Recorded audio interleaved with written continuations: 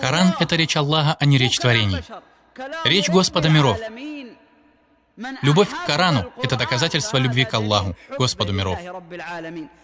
Почему сказал Усман ибн Аффан, да будет доволен им Аллах: если бы ваши сердца были здоровые, не насытились бы они речью вашего Господа. Это означает, что тот, кто не любит долго пребывать с Кораном, отдаляется от него и оставляет его надолго. Что его сердце не является здоровым. О Аллах, будь снисходителен к нам и прости нам грехи. Братья мои, нам следует быть искренне правдивыми, чтобы поплыть вместе, признаться в первую очередь и осознать свое упущение, чтобы когда мы выйдем этой ночью в море урока, мы могли выйти из него с пользой. Просим Аллаха, чтобы наши имена были записаны в высшей степени рая, до того, как наше собрание успеет разойтись. Брат мой, пророк, да благословит его Аллах и приветствует, сказал: «Тот, кого радует любовь к Аллаху и его посланнику, да благословит его Аллах и приветствует, пусть читает Коран с мусхафа». Вы узнали, братья? Вы поняли, братья и сестры, почему наша любовь колеблется? Любовь к Аллаху и пророку, да благословит его Аллах и приветствует. Почему она колеблется? Мы так редко открываем мусхаф, что любовь к Аллаху, свят он и велик, начала колебаться в наших сердцах. Поэтому пророк, да благословит его Аллах и приветствует, дает тебе средство. Легкое. Тебе не надо ходить к ученому или спрашивать шейха. Тема закрыта. Тот, кого радует любовь к Аллаху и его посланнику, пусть читает мусхаф. О Аллах, сделай нас из числа Твоих любимых рабов. О мои братья, как сердца наполняются любовью к Аллаху. Не наполняются сердца любовью к Аллаху, если мы будем стараться достичь Его любви. И мы не сможем достичь Его любви, если не будем бороться со своими душами, уединившись с Ним. Как мы можем уединиться с Аллахом, читая Его речь и Его послание? Некоторые предшественники говорили: если ты хочешь вести тайную беседу со своим Господом, то становись на молитву. Если ты хочешь, чтобы Аллах говорил с тобой, то читай Его речь.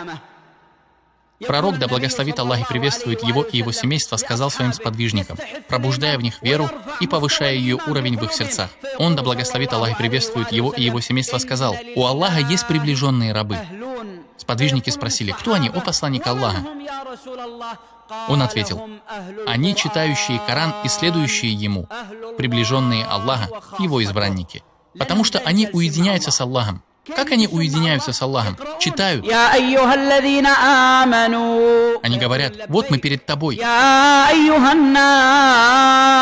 Они говорят: слушаемся и повинуемся, о Аллах. Они говорят: мы уверовавшие. Повелевай нам, о Аллах. О Аллах, сделай нас из их числа. Братья мои, подумайте над словами Аллаха, благословен Он и превыше всех. Алиф лам мим.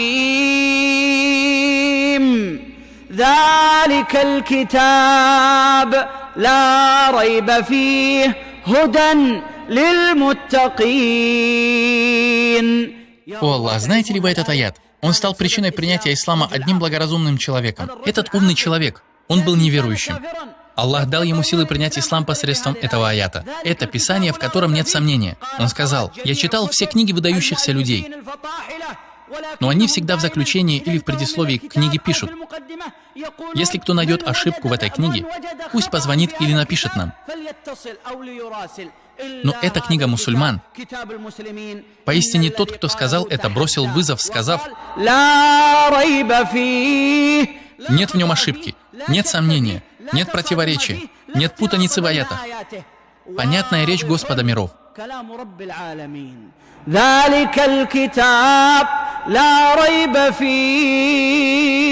Скажите ради Аллаха, братья и сестры, сколько книг мы прочитали, несмотря на наличие сомнительного в них? Мы радуемся, если мы сейчас спросим: «Давай, назови мне какую-нибудь книгу, которую ты прочитал». Ты увидишь, этот радуется, что прочитал книгу про программирование нервной системы. Мы начнем перечислять: «Я прочитал по фикху книгу такого-то и книгу такого-то, по программированию нервной системы такую-то книгу». Один говорит: «Я по физике», другой говорит: «Я по химии», кто-то говорит о математике, кто-то говорит о психологии. Однако тот, кто желает сказать: «А я читал Коран», опускает голову. Ему нечем похвастаться. Бедняга. Читал Коран, а? Поэтому, дорогие братья, насмехаемся даже над читающим Коран. Считаем их дервишами, жалкими людьми, не знающими действительности. Не знают ничего о технологии, ничего о мобильных телефонах. Не переписываются по WhatsApp. Бедняги. У них нет ничего, кроме Корана. А разве Коран сам по себе не является знанием? Разве, о благородные братья, не говорил пророк, да благословит его Аллах и приветствует: тот, кто знает 7 длинных сур, начиная с Аль-Бакара до суры Аль-Анфаль, то есть суры Ат-Тауба, считается знающим, то есть ученым. Сегодня, если кто-то придет и скажет нам: я знаю весь Коран наизусть, мы скажем ему: ты невежда. Но когда к нам приходит изучавший какие-то науки, мы говорим: этот, маша Аллах, обладатель знания, поистине большим ученым посланник Аллаха, да благословит его Аллах и приветствует, считал того, кто выучил 7 длинных сур, понимая их значение. Смотрите, дорогие братья, какие у нас термины, а какие были у них, на наши понятия и их понятия. Видите разницу между ними и нами? Они любят речь Аллаха, и для них Коран — это все, и они считали его священным. А мы, дорогие братья, если к нам придет работник, знающий Коран наизусть, мы говорим: работник-бедняга. Мы даем ему 700 реалов в конце месяца, несмотря на то, что он знает наизусть Коран. И мы считаем, что самый младший из наших детей лучше него, хотя он является хафизом Корана, хранящим 30 джузов в своем сердце. Но так как он всего лишь работник, ездящий на велосипеде, он не представляет важности. Иногда мы даже бьем его, обсуждаем его и издеваемся над ним, высмеиваем его внешность и национальность. Приходит младший из наших сыновей, которому 7 лет, и мы отдаем предпочтение 7-летнему над знающим Коран наизусть. Видите, дорогие братья, пророк, да благословит его Аллах и приветствует, сказал: Аллах возвышает посредством этого Корана одних и принижает посредством него других. Мы этого не понимаем. Возвышает посредством Корана некоторых. Кто заучит речь Аллаха, понимая ее значение, Аллах возвысит его. А мы принижаем его. Придерживающиеся Корана принижены. Давайте возвратимся к Корану, к речи Аллаха. Разрешите, братья и сестры. Когда мы говорим на мимбарах и на уроках: возвратимся к Корану, мы не говорим, что возвращение к Корану — это открыть Коран и прочитать его и только. Нет. Читай, понимай и практикуй. Практикуй. Коран что тебе говорит? Говорит: опускай взор, значит, опускай сейчас. Говорит: оставь ростовщичество, оставь сейчас же. Говорит: тебе спеши молиться, молись сейчас же. Возвращение к Корану не означает устраивать конкурсы по заучиванию Корана. Нет, мы должны практиковать, что приводится в Коране, действовать согласно ему. Когда умма перестает действовать согласно Корану, Аллах унижает ее и отдаляет. Это то, что мы видим сегодня, дорогие братья.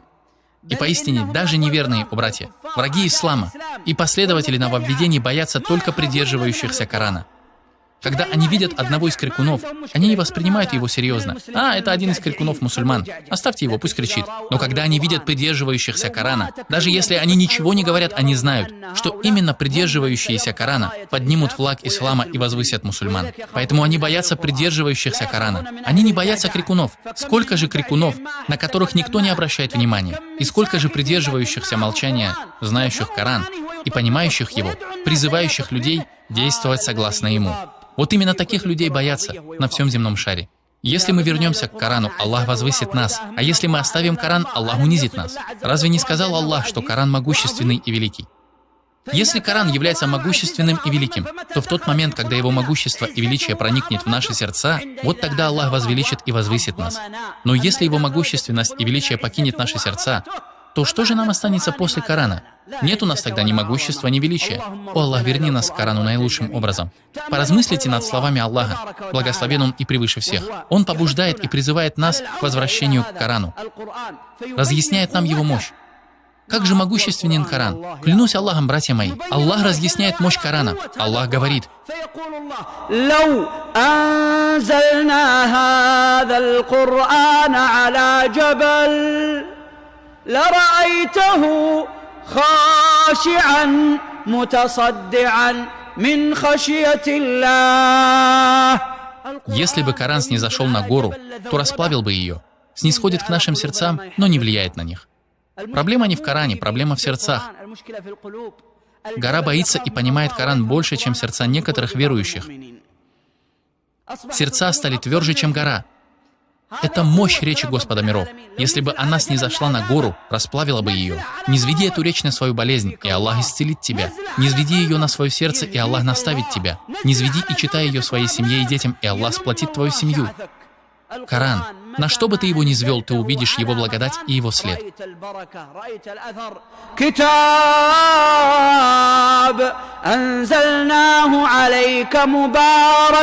Для чего? О Аллах, сделай нас из числа размышляющих, которые не проходят мимо тайн Корана. Знаете, братья, что говорят толкователи Корана об этом мусхафе, который находится в наших руках? Они говорят: поистине этот Коран, время пройдет и настанет судный день до того, как мы раскроем его чудеса и тайны. До сих пор его чудеса и тайны не закончились. Не думай, что толкование Корана завершилось тафсиром Ибн Кафира. Есть тафсиры и после Ибн Кафира. Есть современное толкование, и еще будут написаны в будущем. И Коран не перестает обращаться к нам во все времена, где бы мы ни были.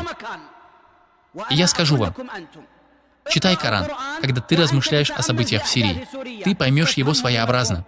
Читай Коран, думая о своих личных делах, и ты поймешь его по-другому. Читай, думая о своем близком человеке, находящемся в реанимации. Ты поймешь его в новом свете. Каждый раз, читая Коран в определенное время, в определенном состоянии, ты поймешь из его тайн и смыслов то, что не понял в другом состоянии. Поэтому Аллах по сей день позволяет нам читать Коран. Мы не перестаем перечитывать 30 джузов. Нет у нас других. Нет у нас других.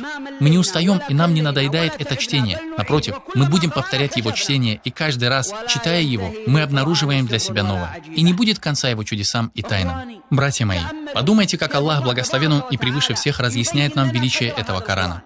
Он сказал: «Поистине мы не спаслали его в ночь предопределения». Так как Коран имеет высокое положение у Аллаха, Он не спаслал его в эту ночь могущества. Высокое положение Корана также в том, что Аллах послал ангела Джибриля, мир ему, в ночь могущества. О Аллах, дай нам дожить до ночи могущества и сделай нас из числа тех, кого Ты принял. Братья мои, пророк, да благословит Аллах и приветствует его и его семейство, разъясняя нам, как читать Коран, размышляя над его смыслом и поясняя, что нам дает Коран, дары и благодати Корана удивительны.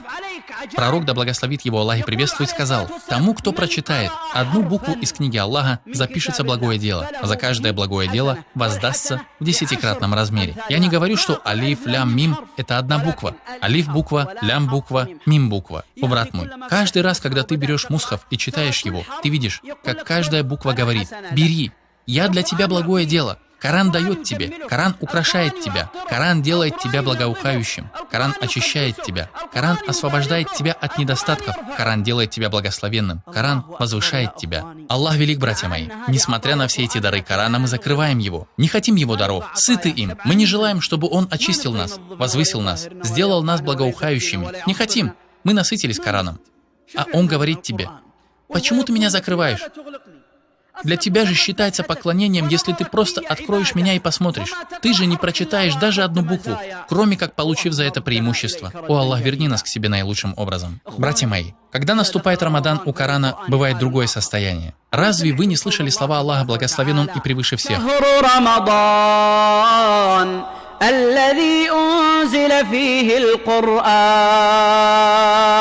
В качестве чего?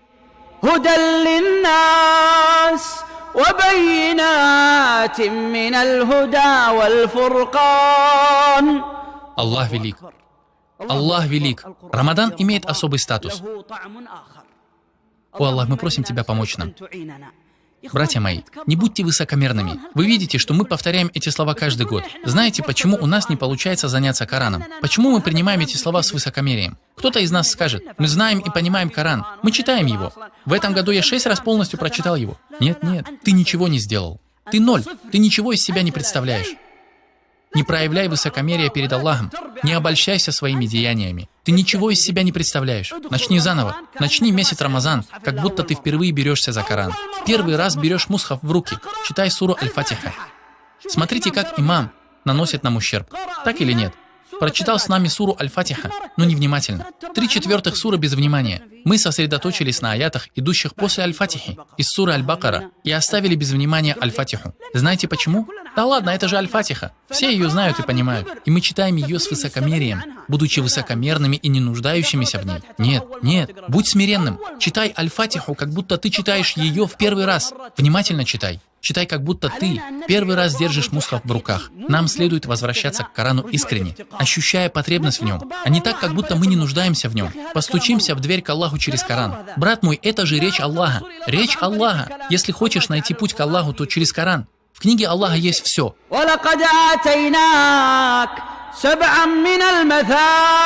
والقرآن العظيم.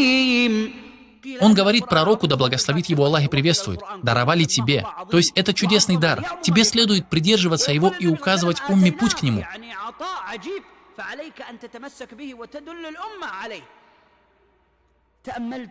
Понятно, почему нам следует проявлять усердие в Рамадан больше, чем в другие месяцы. С этого момента. С этого момента.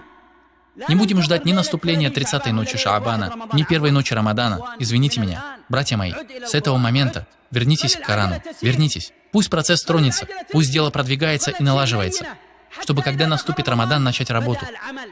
Но когда кто-либо из нас не хочет начинать, кроме как в ночь Рамадана, начало у него бывает сильным, активным, а затем он прекращает начатое, не достигнув цели. Поэтому начни с этого момента. Начни, чтобы сердце твое завелось. Начни. Встряхни пыль, чтобы когда настанет Рамадан, ты мог достичь цели. Однако тот, кто хочет достичь цели за одну ночь, не сможет сделать этого, не получит поддержки свыше. Путь долгий и трудный. Поэтому, братья мои, нам надо поспешить с этого момента. Месяц Рамадан, в который был ниспослан Коран. Знаете, братья, что делал пророк, да благословит его Аллах и приветствует, в месяц Рамадан? Джибриль спускался к нему с неба, к нашему любимцу, и повторял с ним Коран.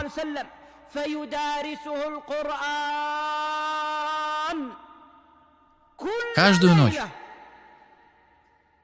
Не только в последние 10 ночей. Каждую ночь. Джибриль спускался и сидел с посланником Аллаха, да благословит его Аллах и приветствует. Пророк оставлял все свои занятия, все свои дела и связи, жен, детей и друзей, и посвящал все свое время Джибрилю. И сидел с Джибрилем, повторяя и изучая с ним Коран. Каковым же было повторение? Лучший из ангелов с наилучшими из созданий, с лучшим из людей, да благословит его Аллах и приветствует, сидели за изучением лучшей речи. Мир ему и да благословит Аллах и приветствует нашего пророка Мухаммада и дарует ему благодать. В одной версии хадиса передается: и поистине посланник Аллаха, да благословит его Аллах и приветствует, когда он повторял Коран с Джибрилем, был более щедрым на все благое, чем вольный ветер. Это совместное повторение сильно влияло на него, да благословит его Аллах и приветствует и его семейство. На посланника Аллаха влияло повторение Корана. А мы с тобой, мы в первую очередь должны были поддаться влиянию. Пророк, да благословит его Аллах и приветствует, поддавался этому влиянию и спешил отдать весь мир людям, бросить его людям, подобно посланному ветру, так как ветер не отказывает кому-либо, дает всем, так как он быстр. Такой же становилась рука пророка, скорой на благое. Почему? Потому что он проводил время с Джибрилем за совместным повторением речи Аллаха, благословен он и превыше всех. Что значит совместно изучать и повторять? Ученые говорят, что пророк, да благословит его Аллах и приветствует, читал Коран Джибрилю, чтобы закрепить заученное, да благословит его Аллах и приветствует его и его семейство. Несмотря на то, что Аллах взял на себя его оберегание. Если Аллах взял на себя оберегание Корана, то почему он закреплял заученное? Целью являлось не только закрепление заученного, но и повторение Корана в сердце пророка, да благословит Аллах и приветствует его и его семейство, от начала и до конца. В 10-м году по хиджре пророк, да благословит Аллах и приветствует его и его семейство, повторял Коран с Джибрилем дважды. Не один раз, а дважды. Да благословит Аллах и приветствует его и его семейство. Мои любимые братья, если у нас намерение и решимость, хотите ли вы достичь этой цели, вам следует с этого момента сделать намерение. Аллах воздает за намерение. Разве вы не слышали слова пророка, да благословит Аллах и приветствует его и его семейство? Каждому будет то, что он намеревался получить. Тому, кто искренне намеревался, Аллах облегчит путь. Мы облегчим ему путь к легчайшему, праведным деяниям. Мы облегчим ему путь к легчайшему. Сделай намерение, прояви искренность с Аллахом и вернись к Корану. Подумайте, братья, каким было понимание предшественников? У них было глубокое понимание. Уверен, что некоторые из нас изучали виды чтения. Одним из чтецов, чтением которых является Нафи', чтение по версии Нафи'а. Нафи' ибн Абдур-Рахман. Как он стал одним из передатчиков Корана? Вы думаете, одному из нас достаточно желать стать чтецом Корана и все? Нет. Как достиг Нафи' ибн Абдур-Рахман того, что у него был свой вид чтения, в соответствии с которым чтецы читают и заучивают? Знаете, каким было его положение с Кораном? Он закончил чтение Корана у 70 табиинов, последователей сподвижников. У 70 полностью закончил чтение Корана у 70, обучаясь ему. Затем он начал преподавать знания всему миру. Обучал людей Корану долгое время. Один из предшественников говорит: «Однажды я читал ему Коран и почувствовал, как изо рта его исходит запах мускуса. И я сказал ему: «О Абу Абдур-Рахман, брызгаешь ли ты рот духами перед нашим чтением?» Он сказал: «Нет». Но однажды после чтения и обучения Корану я увидел во сне пророка, да благословит его Аллах и приветствует, который плюнул мне в рот. Клянусь Аллахом, с тех пор, как я проснулся, я ощущаю запах мускуса изо рта, с тех пор, как я видел тот сон.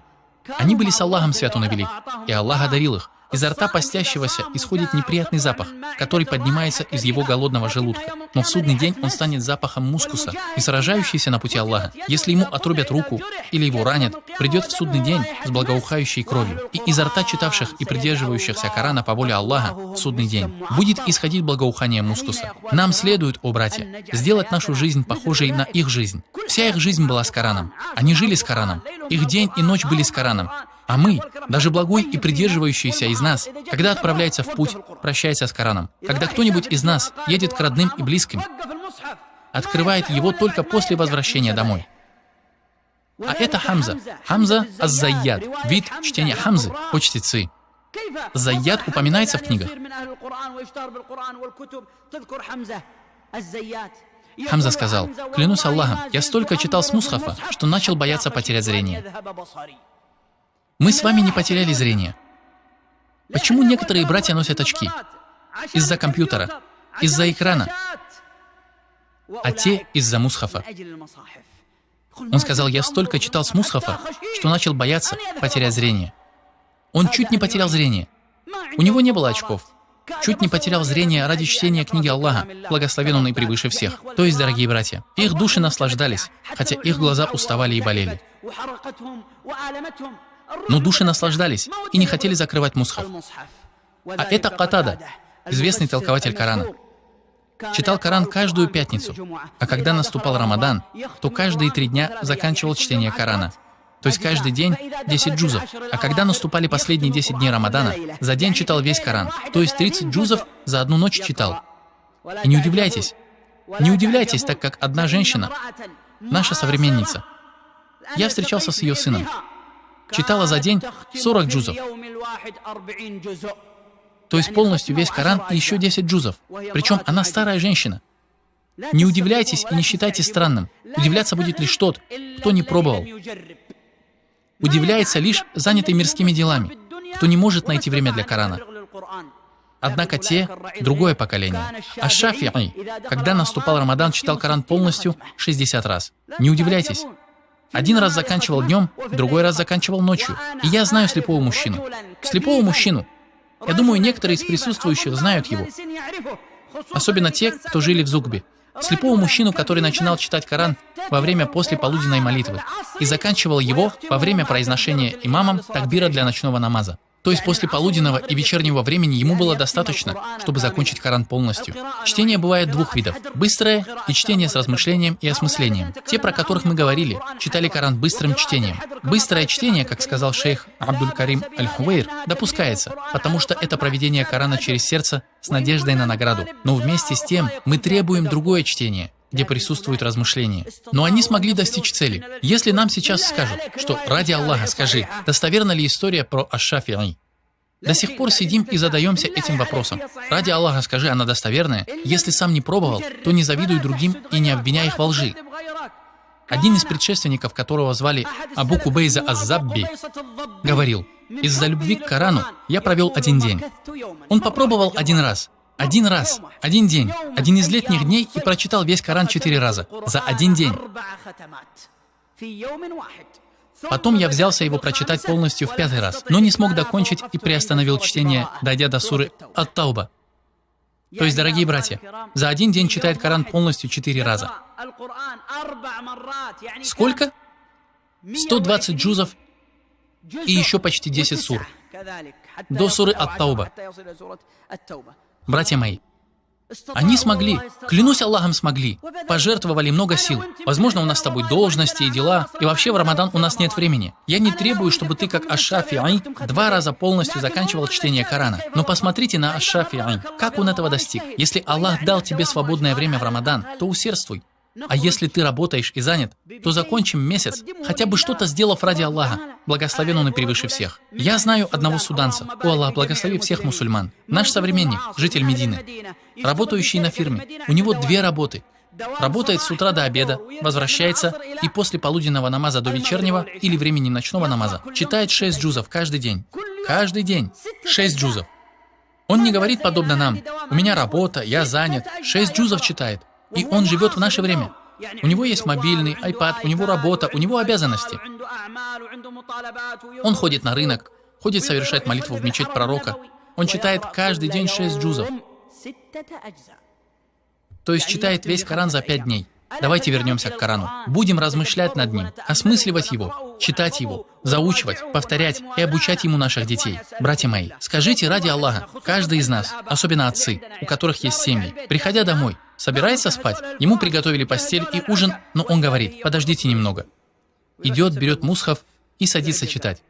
Скажите ради Аллаха, разве это не будет хорошим воспитанием для жены, воспитанием для дочерей и сыновей, когда они видят, что их отец не может спать, не прочитав что-нибудь из Корана, не прочитав что-либо из речи Аллаха, благословен он и превыше всех? Один из числа праведных предшественников, которого звали Хасан ибн Салих ас-Саври, когда он возвращался домой, выстаивал ночь, читая 10 джузов. Затем приходил его брат Али и выстаивал тоже 10 джузов. Затем становилась их мать и выстаивала ночь, читая 10 джузов. Таким образом, они каждую ночь читали в своем доме весь Коран. Каждую ночь они заканчивали в доме чтение всего Корана, стоя в молитве. 2 сына и мать. Исправление домов.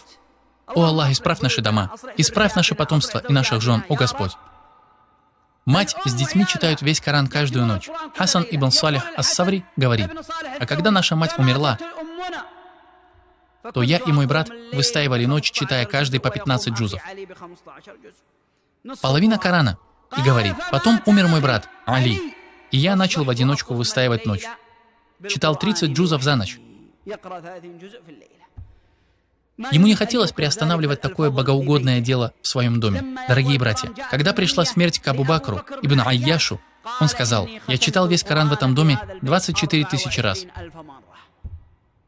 24 тысячи раз. Если бы он провел с Кораном в своей жизни 60 лет, то получается, каждую ночь он читал весь Коран.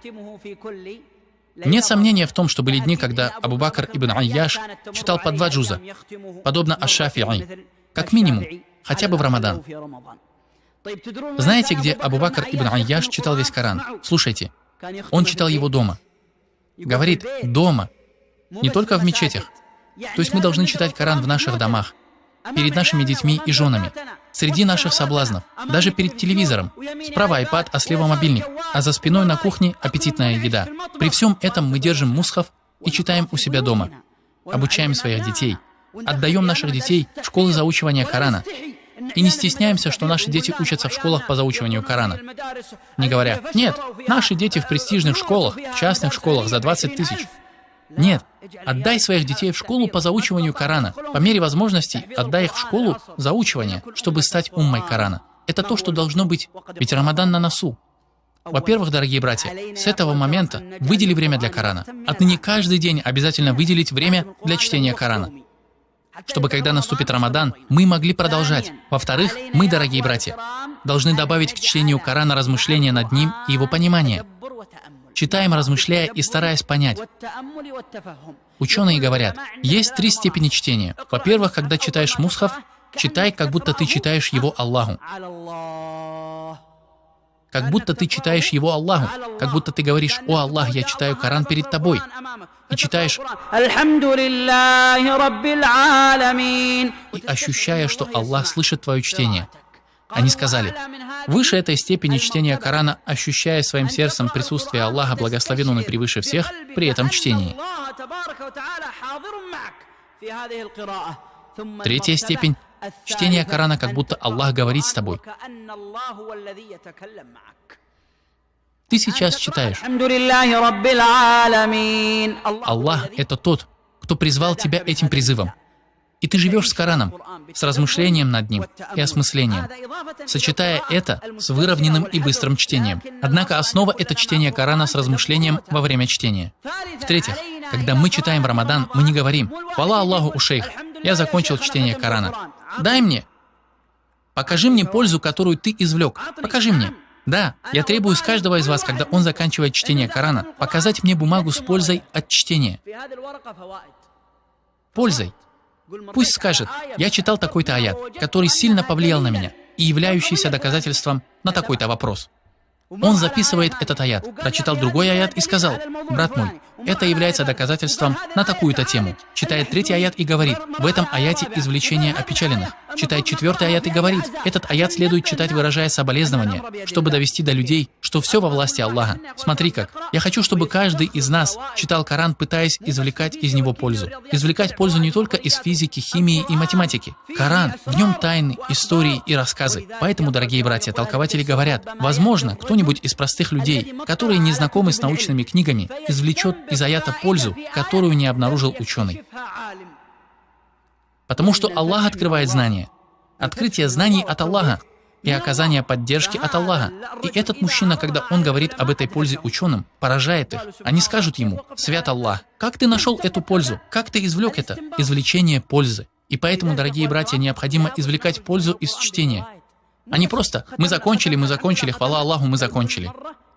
Напротив, на каждое чтение у тебя должна быть бумага, в которой ты извлек пользу. Закончим наше собрание следующей историей.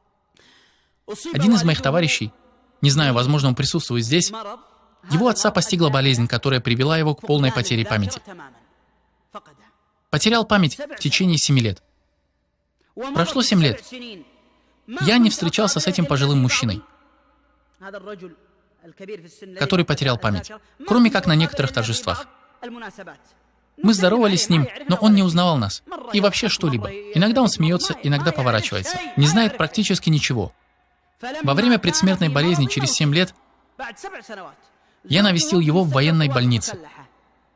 Я сказал своему товарищу, давай посидим с отцом. И я сказал ему, о, отец такого-то. А он не знает ни о отец такого-то, не знает, кто такой-то и кто такой отец такого-то. Я сказал, Аллах говорит. Я помню, я начал с... Я прочитал. А он продолжает.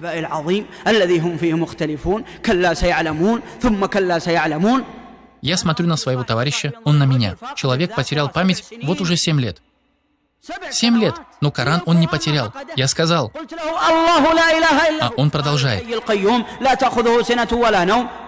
Свят Аллах. И каждый раз, как я начинал читать ему аят, он продолжал его. Каждый раз, как я начинал суру, он читал ее дальше. После 7 лет потери памяти. Значит, Аллах знает лучше. Коран был в его сердце, а не в памяти. Поэтому он и выходил. Он умер после этого через 2 или 3 дня. Умер, да помилует его Аллах. Я сказал своему товарищу, клянусь Аллахом, твой отец удивительный. Он сказал, я с детства помню, как у него был старый мусхаф. Этот старый мусхаф на его последней странице, на конце корочки были прикреплены одна к другой листки бумаги. Я спросил его, что это? Он сказал, это сколько раз он заканчивал чтение. Закончил полное чтение в такой-то день. Закончил чтение в такой-то день. И каждый раз, закончив чтение Корана, он собирал семью, дочерей и сыновей, и делал дуа, а мы повторяли аминь. Этим он уподоблялся Анасу ибн Малику, который, закончив чтение Корана, делал дуа, а члены его семьи говорили аминь. Этот мужчина умер 2 или 3 года назад. Умер недавно, покинув этот мир. Жил в этом мире, прошел через его трудности. Однако эти люди были с Аллахом, и Аллах почтил их. Свят он и превыше всех.